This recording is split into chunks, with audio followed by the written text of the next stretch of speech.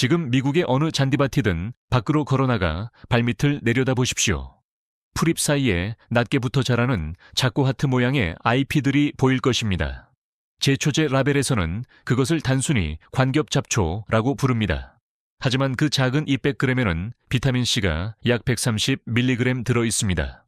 이것은 오렌지보다 2배 이상 많은 양입니다.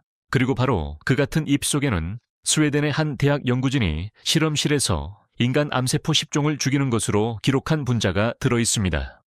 그것도 그 농도가 너무 낮아 100만 분의 1g 단위로 측정될 정도였습니다. 당신은 이 식물을 약국에서 찾을 수 없습니다. 식료품점에서도 찾을 수 없습니다.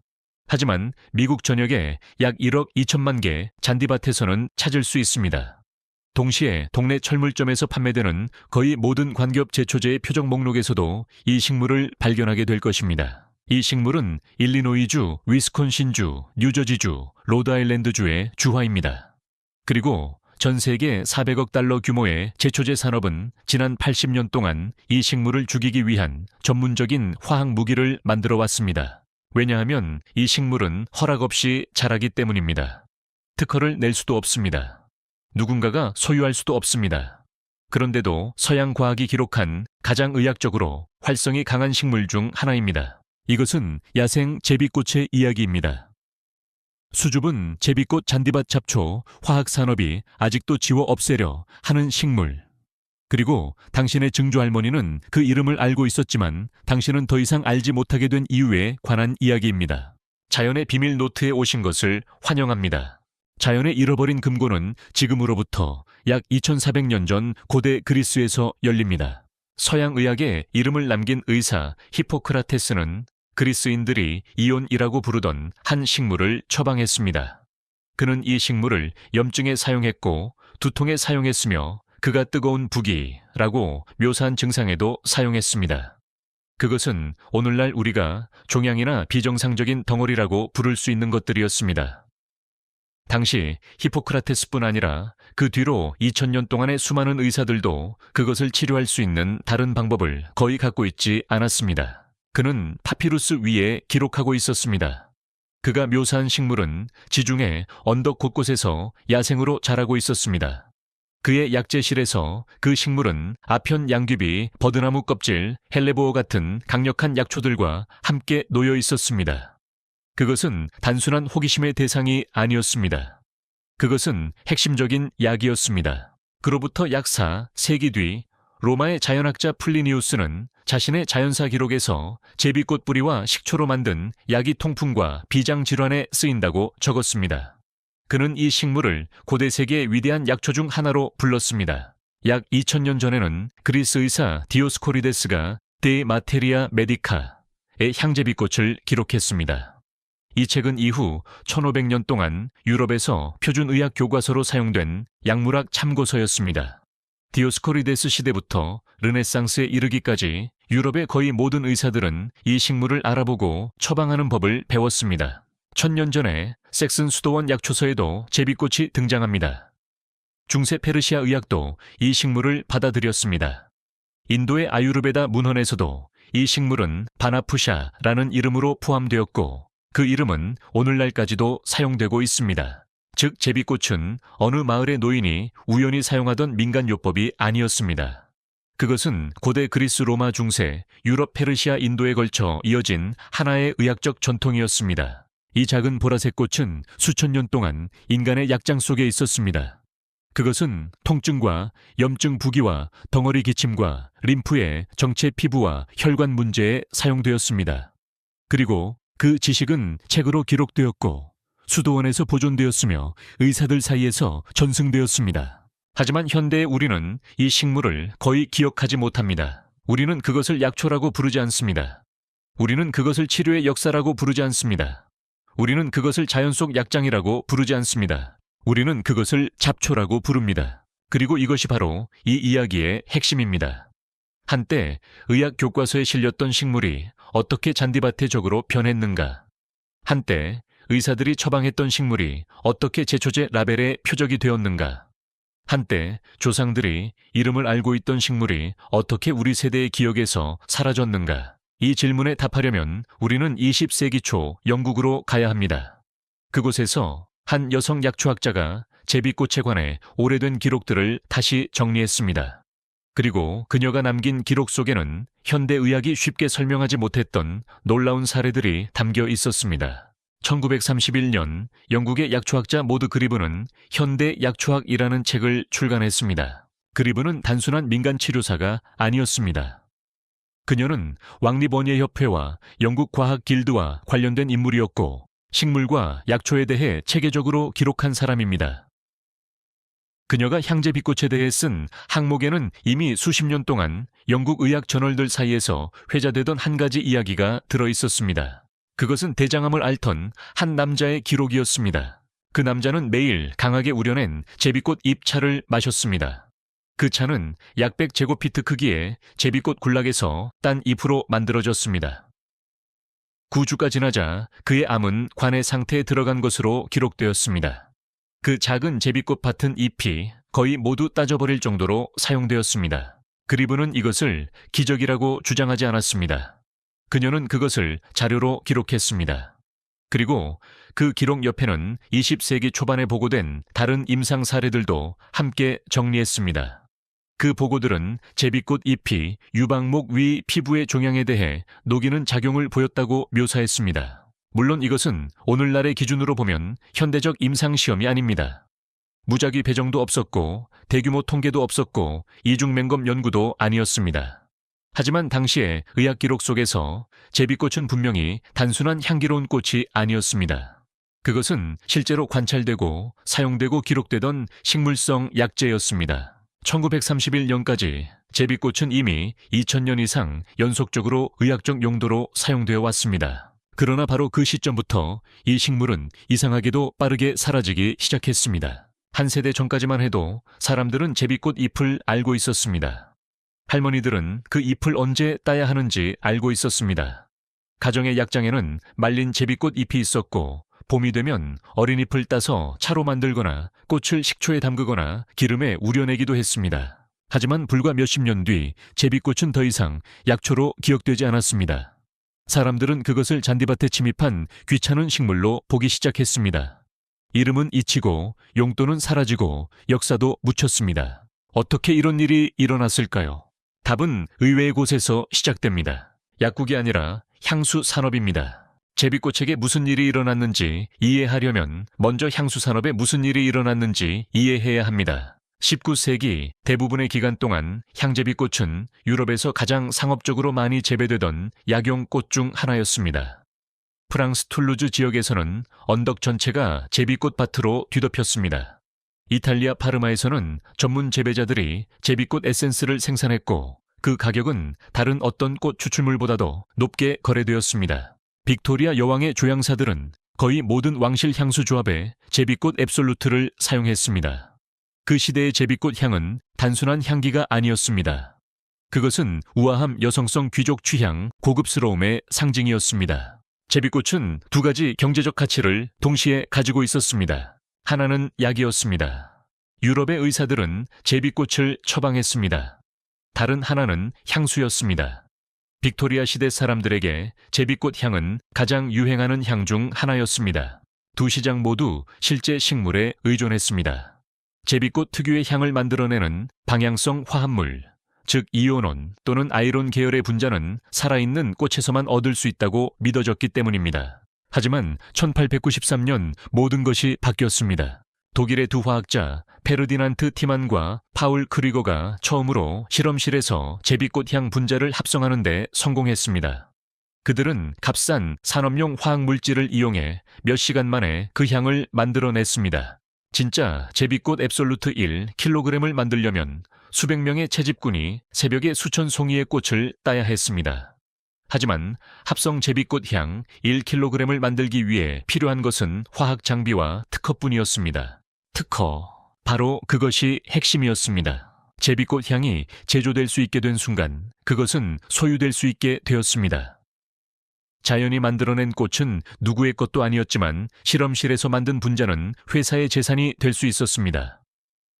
살아있는 식물은 들판에서 자랐지만 합성 향료는 공장과 특허 문서 안에서 자랐습니다. 그 결과 툴루즈와 파르마의 제비꽃 농장들은 10년 안에 문을 닫기 시작했습니다.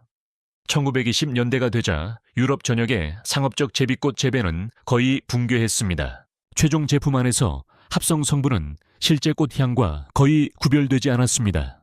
그리고 기업의 관점에서 합성 성분은 살아있는 식물보다 훨씬 더 수익성이 높았습니다.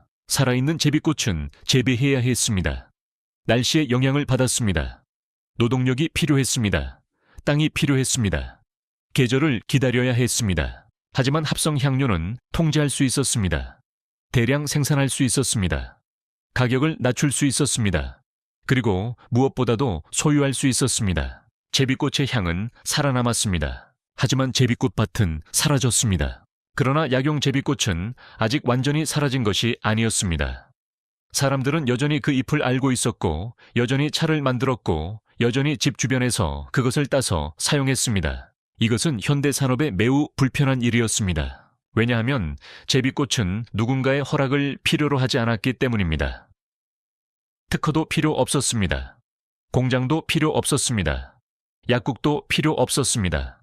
그것은 들판마다 자랐고 도랑마다 자랐고, 그리고 가장 중요한 사실은 미국의 거의 모든 잔디밭에서 자랐습니다. 그리고 바로 그 순간 또 다른 산업이 등장했습니다. 이번에는 향수 산업이 아니었습니다. 제초제 산업이었습니다.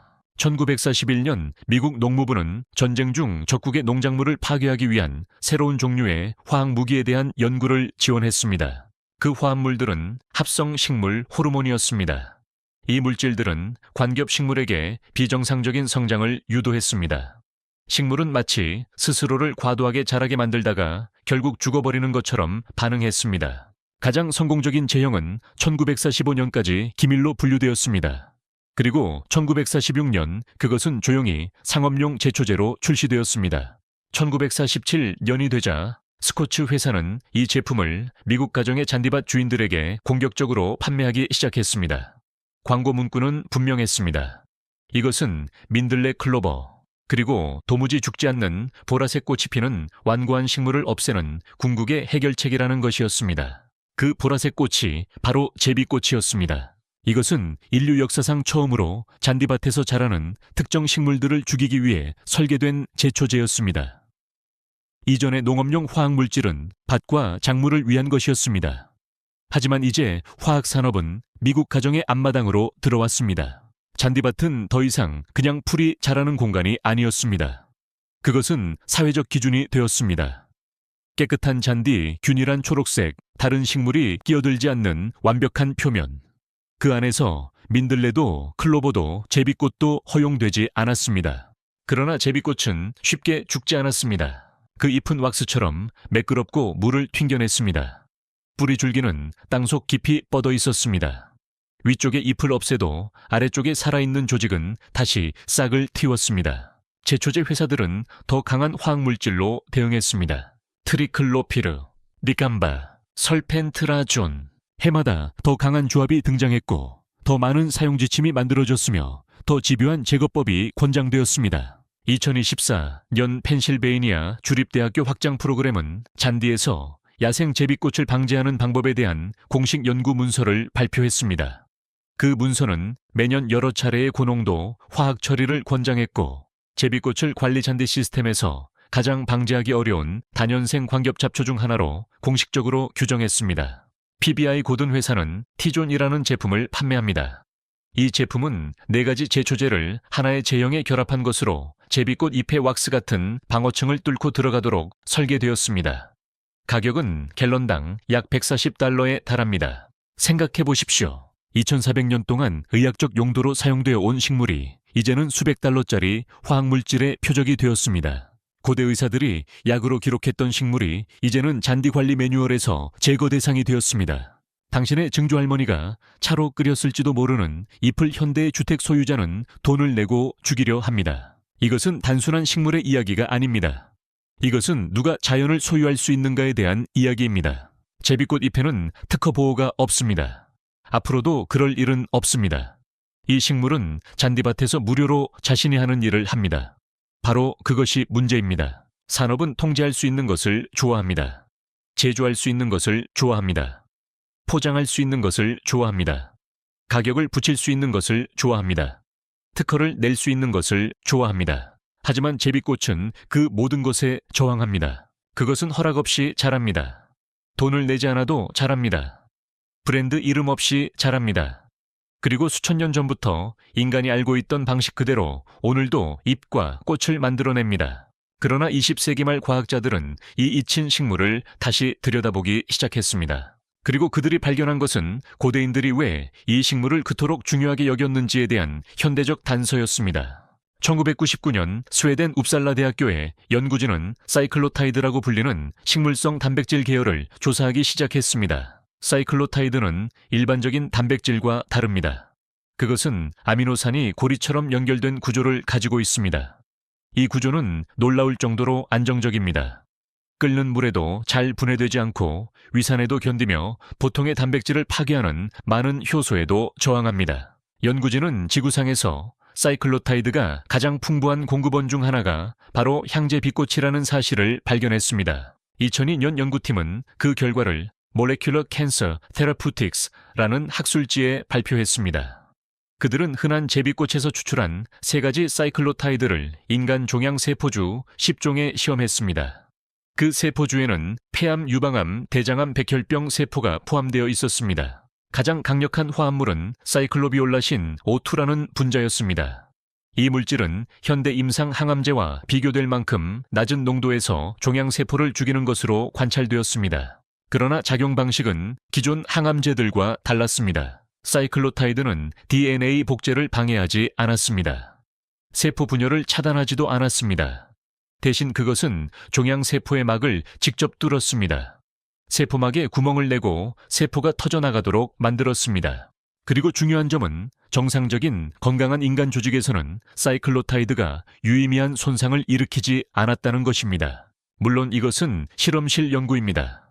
이것이 곧바로 사람에게서 암 치료 효과가 입증되었다는 뜻은 아닙니다. 하지만 과학적으로는 매우 흥미로운 발견이었습니다. 왜냐하면 이 식물이 수천 년 동안 종양과 부기 림프 정체에 사용되어 온 전통과 현대 분자생물학 사이에 연결고리를 제공했기 때문입니다. 그 뒤 과학은 더 빠르게 움직이기 시작했습니다. 2010년 툴레인 대학교의 사라 걸록이 이끄는 연구진은 제비꽃 분자를 항암 치료에 더 이상 반응하지 않는 약물 저항성 유방암 세포에 추가했습니다. 그 결과 사이클로타이드는 단지 세포를 죽이는 데 그치지 않았습니다. 그것은 그 세포들이 다시 약물에 반응하도록 만들었습니다. 건드릴 수 없을 것처럼 보이던 세포들이 제비꽃 화합물이 더해지는 순간 다시 취약해졌습니다. 2016년에는 한 연구팀이 제비꽃 사이클로타이드가 자궁경부암 세포에서 24시간 안에 프로그램된 세포사멸을 유도했다는 사실을 기록했습니다. 2018년에는 이란 타르비아트 모다레스 대학교의 연구진이 하이드로알코올 제비꽃 추출물을 이용해 살아있는 생쥐에서 종양 증식을 줄이는 데 성공했다고 보고했습니다. 그리고 2025년 모로코의 무함마드 오 세 대학교 과학자들은 66종의 제비꽃 사이클로타이드를 대상으로 컴퓨터 기반 선별 연구를 진행했습니다. 그들이 겨냥한 표적은 현대의 수십억 달러 규모 암 면역 치료제가 겨냥하는 것과 같은 체크포인트 단백질이었습니다.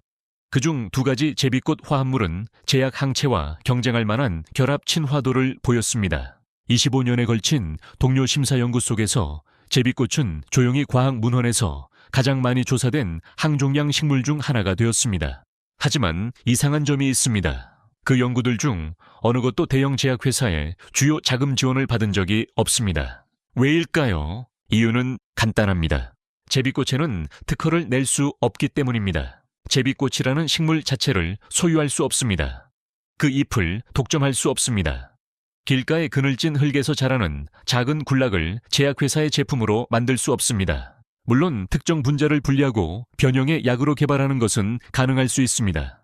하지만 자연 상태의 제비꽃 잎은 누구의 것도 아닙니다. 그래서 이 식물은 이상한 위치에 놓이게 됩니다. 고대 의학에서는 너무 중요해서 기록되었습니다. 현대 과학에서는 너무 흥미로워서 연구되었습니다. 하지만 현대 산업에서는 너무 자유로워서 외면받았습니다. 그리고 항암 가능성을 보이는 화합물들은 제비꽃 잎이 가진 이야기의 일부일 뿐입니다. 그 작은 잎 안에는 더 많은 성분들이 들어 있습니다.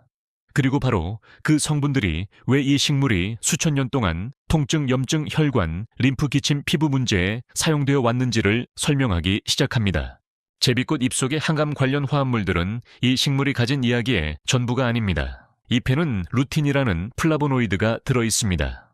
루틴은 모세혈관 벽을 강화하는 데 관여하는 물질로 알려져 있습니다. 제비꽃 잎은 흔히 접근할 수 있는 식물 중에서도 루틴 함량이 높은 편에 속합니다. 이것은 왜 전통적으로 제비꽃이 정맥류 멍 그리고 노인의 약해진 피부에 사용되어 왔는지를 설명해 줍니다.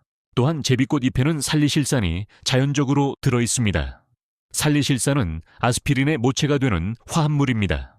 그래서 제비꽃 찜질이 2000년 동안 통증과 염증을 줄이는 데 사용되어 온 것입니다. 이 식물에는 수용성 섬유질도 들어 있습니다. 수용성 섬유질은 마른 기침을 진정시키고 콜레스테롤을 낮추는 데 도움을 줄 수 있는 성분으로 알려져 있습니다. 제비꽃 잎의 부드럽고 점액질 같은 성질은 오래전부터 목과 기관지를 달래는 데 쓰였습니다. 비타민 A 함량도 눈에 띕니다.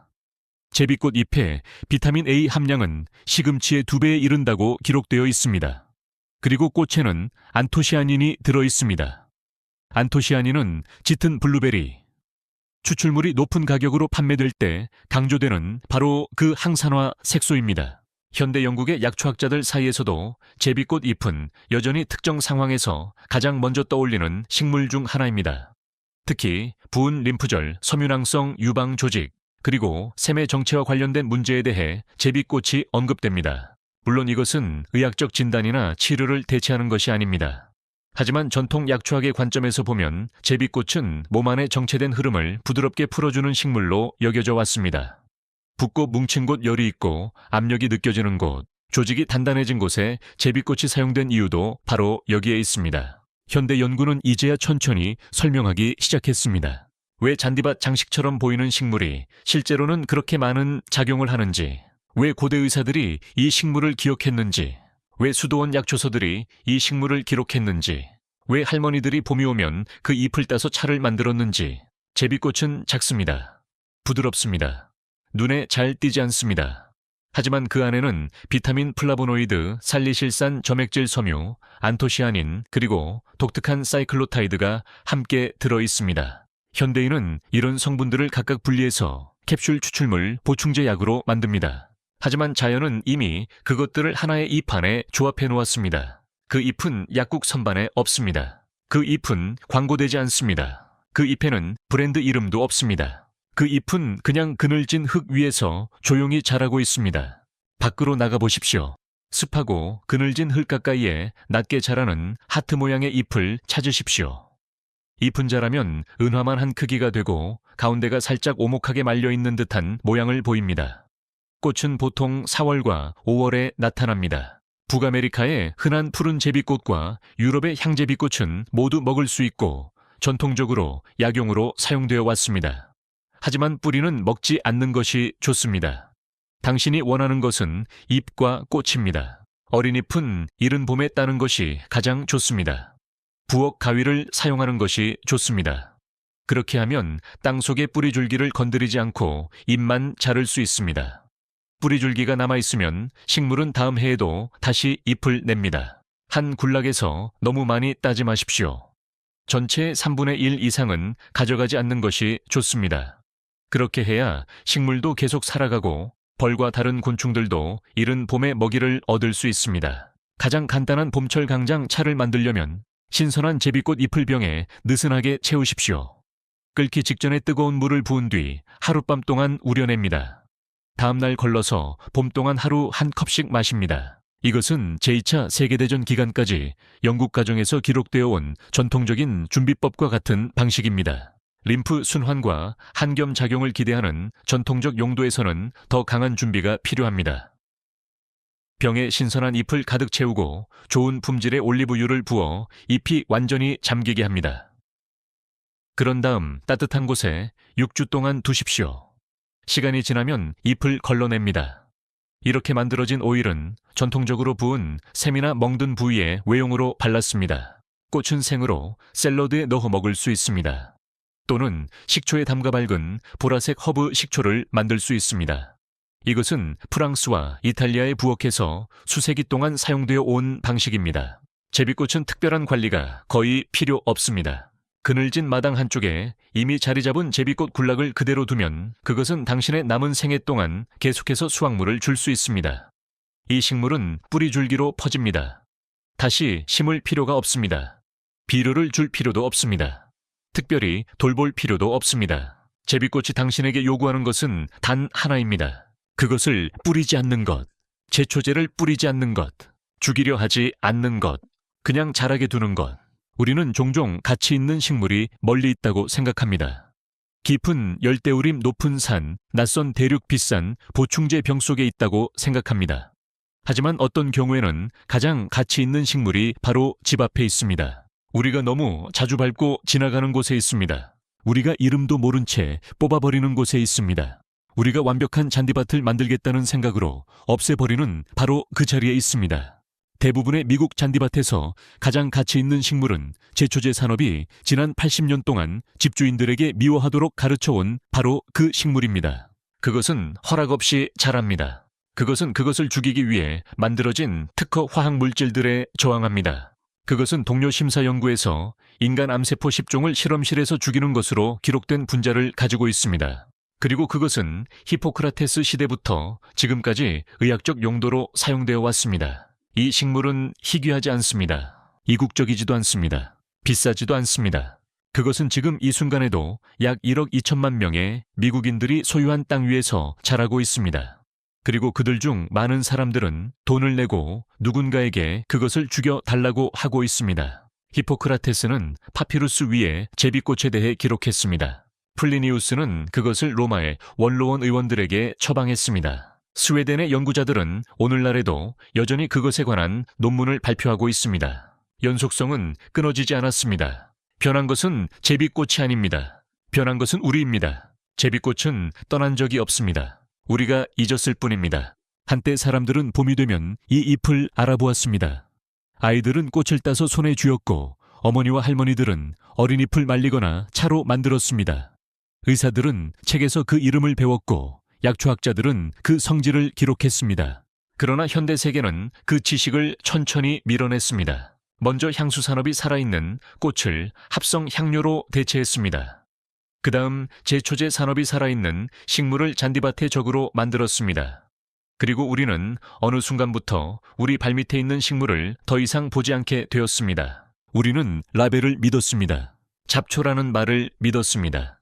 완벽한 잔디밭이라는 이미지를 믿었습니다. 그리고 그 과정에서 자연의 가장 오래된 약장 중 하나를 잊어버렸습니다. 만약 이 금고가 당신이 자신의 뒷마당을 바라보는 방식을 바꾸었다면 이 지식이 다시 사라지게 두지 마십시오.